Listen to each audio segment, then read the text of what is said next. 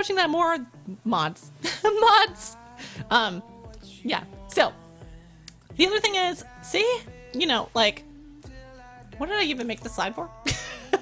Oh, yes. So here's one of the things that you can do is if you want people to send you stuff or whatever, you know, that sort of thing, is you can get a PO box.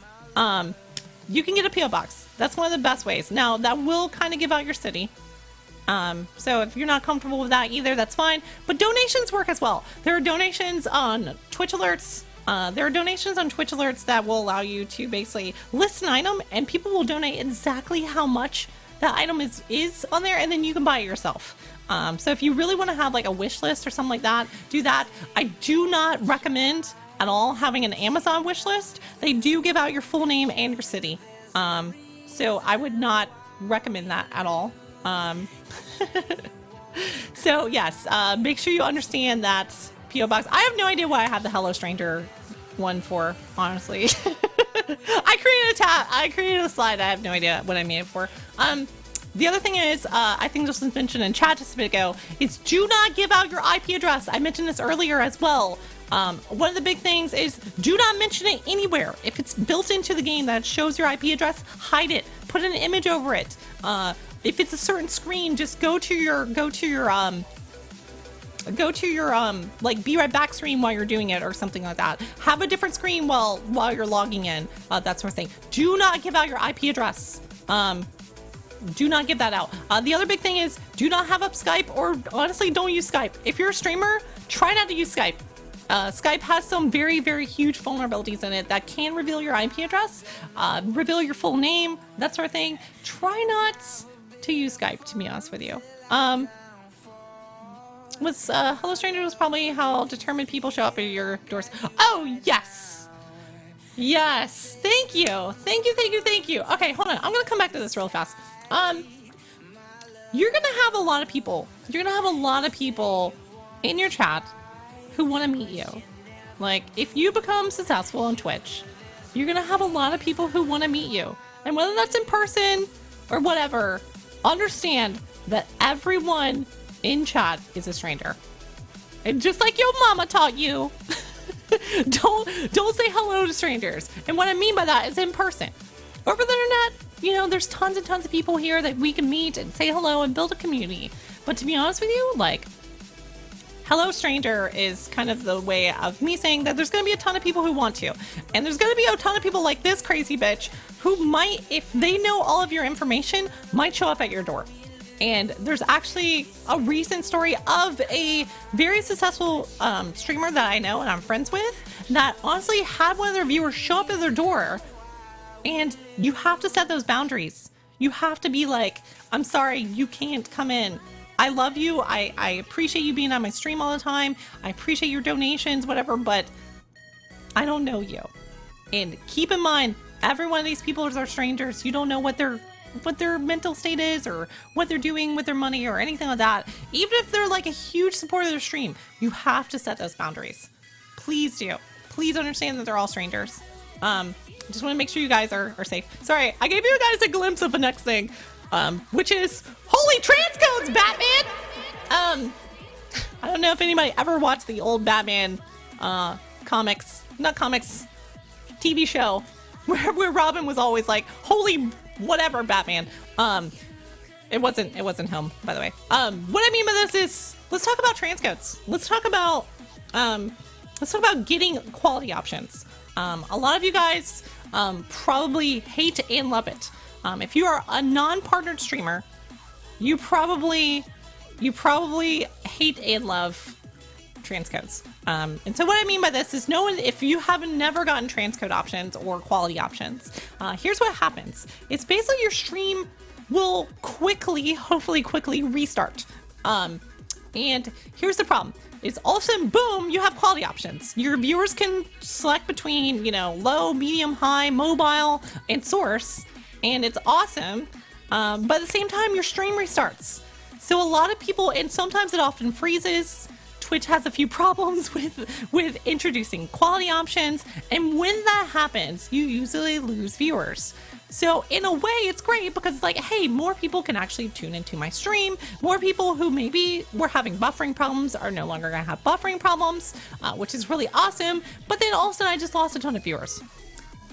So it's good, it's bad, and Twitch makes it kind of ugly because if they actually fixed all of it, it wouldn't have any problems. So one of the big things that's going to happen, and this is the big reason why you guys lose a ton of viewers, besides the fact that Twitch just pauses the video sometimes, is if the transcode options take too long to implement, if they take too long to implement, you're going to lose all of your hosts.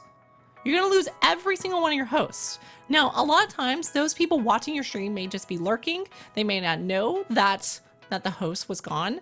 They may not know that, hey, the host dropped. Here's one of the big things. Anytime if you are a non-partner streamer that you get quality options, just go ahead and ask anybody who was hosting you before to re-host you. And just be like, do it. Because if they're hosting you before, they probably want to again. And just ask them to do so because they probably have no idea. They probably have no idea if it did drop. So make sure you let them know to do that. The other big thing is a lot of people are like, oh my God, I lost all these viewers. Here's the big thing. Get your mods in place. Get them to let people know that, get them to let people know that the stream just got quality options. Tell everyone to just go ahead and refresh. Now, some people are just lurking. Some people are lurking and like don't understand like what happened. Some people are not paying attention to chat. You need to mention it on stream too. You have to mention it on stream. Even though some people are like, you know, not going to be looking at it, to be honest with you, you will lose some viewers. It's going to happen. It's just a part of Twitch, to be honest with you. But if you do get transcodes, here's one of the good things. You should, if you're a non-partnered streamer, be streaming at about 2,000 bitrate on Twitch. Now, as soon as you get quality options, go in there and jack that shit up. Put it up to partnership levels, which is about 3,500 if your internet can support it. Because here's the deal. In both XSplit and OBS, you can change your bitrate mid-stream. You can change your bitrate mid-stream. You do not have to restart your stream to change your bitrate. So once you do change your bitrate, all of a sudden the people watching in source quality all of a sudden have, boom, higher quality shit, which is good because we all love higher quality shit. So make sure you guys do know that once you get transcodes, once you get quality options, jack up that bitrate. Go to ludicrous speed or even plaid speed. Here's the other thing. If you take the advice of all the rest of the streams I've done here, if you are losing 50% of your viewers, when you get transcode options, make sure you understand that there's a few things you can do to combat this. One thing is traffic. You know, if you're getting stream traffic, it's gonna come right back. It's gonna drop for a moment, of course, because it's a stream restart. But to be honest with you, like, you're gonna get it back. Now, if you don't get those viewers back, then maybe you need to reevaluate what you're doing. Because here's what happens. If you lose 50% of your viewers from transcode options, that means you have a ton of lurkers. Maybe look at engaging your viewers a bit more, because if they're engaged, if they're talking to you in chat and that sort of thing, they're going to be able to see the mods who are spamming and should be spamming to refresh, because otherwise they're going to just think the stream randomly ended and they're going to move on. And if they're just lurking and they're not engaged at all, then maybe they never come back. And you have to rely on new viewership traffic to get those people back. The other thing you can do is tweet out. Basically reinitialize your stream as saying, hey, we just got transcode options, which is a hype thing to announce. If you're a non-partner streamer, like, we just got quality options, come on by, which is fucking awesome. And then it's going to bring more traffic to you. So basically bring in more traffic if you can. Change your stream title, quality options or whatever, you know, like almost partnered hype, whatever. Make it a hype thing to do and bring in more traffic to replace the viewers that you do lose. So that's our thing. So let's talk about face cams. This gets brought up every single Q&A session, especially because I'm a no face cam streamer. So let's talk about mugshots. Let's talk about face cams. So I was planning on having a face cam for a while. I started off with that one. And here's the deal. we have decided as a stream to not have a face cam. We decided as a stream to not have a face cam, and that is well okay with me. Yes, we miss out on a lot of stuff. One of the most important things we miss out on here as a stream without a face cam is interaction with you guys. You guys don't get to see my facial expressions. Fine.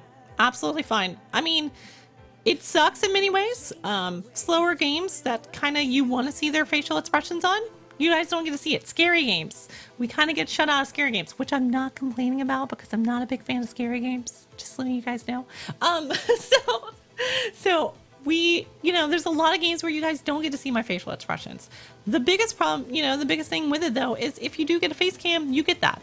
The problem though, is that you also lose a bit of freedom when you do so. Whether that's streaming naked or whatnot, there's a lot more restrictions on you once you do have a face cam. Whether that's your appearance. No one wants to go on a stream and watch somebody who looks like shit, to be honest with you. No one wants to see that. Like, I mean, at some point you have to understand that the world judges people based on how they look. And yeah, you could be a great entertainer, but if you're not pleasing to look at, it's gonna send people away.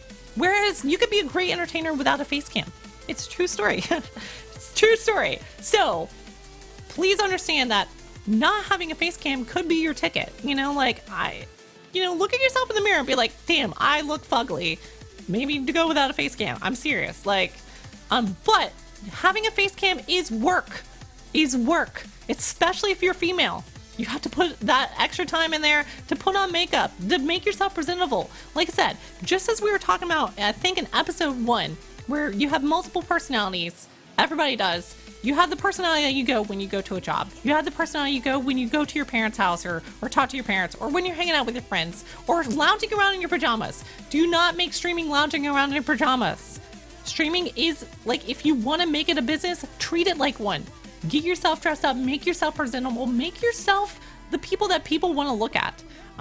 So understand that, yes, you lose some of that interaction, but you also have more freedom. The other thing you have more freedom with is, to be honest with you, not having a face cam can be beneficial in many ways. I can do stupid voices and you guys don't get to see my stupid faces. There's a lot of stuff that you can do when you're doing without a face cam. You can give voices to characters and it's more convincing without the face cam. So understand that without the face cam, it's kind of nice in some ways if you're one of those people who is very good at doing comedy. So that's kind of one of the things you're looking at there. And this is one of the things I was talking about. You're going to have restrictions if you have a face cam. You cannot get overly drunk on stream with a face cam. You cannot show too much cleavage. If you're a guy, you cannot be shirtless. You must have a shirt on. There's a ton of things where I could be sitting here naked and nobody knows about it. We can talk about me being naked. We can joke about it, and it doesn't break any Twitch terms of service. That's the thing. So you're going to have more restrictions with a face cam. Now, does that mean it's a bad thing? No, absolutely not. The majority of streamers on Twitch have a face cam. Maybe even the better thing, and I've considered this and I've looked at this, is that maybe even one of the better things is to have a mix between the two. If you guys have watched any sporting events, occasionally they'll cut to the announcers. People do want to know what you look like. People do. I find it fun to keep you guys guessing. Even though I've described myself and you guys can meet me at the cons, it's more fun for me to do that. But at the same time, there's often times where it's keep you guys guessing. Now, here's the thing. You need to make sure it works for you. You need to make sure it works for you. You need to make sure that basically, if you want to go without a cam, go without a cam. If you want to go with a cam, go with a cam. I do recommend going with a cam, to be honest with you. It's going to bring more people. But maybe you built your community without it, like we did. And there's a lot of people who said they probably would not watch me if I had a face cam. And that's fine, that's fine. I'm way okay with it, to be honest with you. There's tons of successful streamers without face cams. And I love it. To be honest with you, I love it. Because here's the thing. Our stream here is based out of a community. It's based out of jokes and me joking around. It's based out of jokes that I could not say if I had a face cam, to be honest with you. There's a ton of jokes that we joke about that I can't just do with a face cam. But at the same time, we miss out on a lot. We miss out on a lot without the face cam. I can't, like, when my brother comes to join me on the stream, you guys don't get to see him. If my dad came by, you guys wouldn't get to see that either. When we did Until Dawn, Scary Games, you guys don't get to see my reactions. We basically have to nullify almost every single slow game out there because the game's visual content is not appealing enough without a face cam. So there's a lot of video games that are so slow that, to be honest with you, without a face cam, it's kind of hard to have them. And if you decide to go with a face cam, understand that size matters in every way. Here's the thing. I'm sure you guys have been on a few streams, and like I said, we're not going to badmouth specific streamers, but to be honest with you, there are certain streams that you will go onto and the cam will be taking up half of the stream or even 75% of the screen. Do not do that unless that's what you feel like your stream needs to be.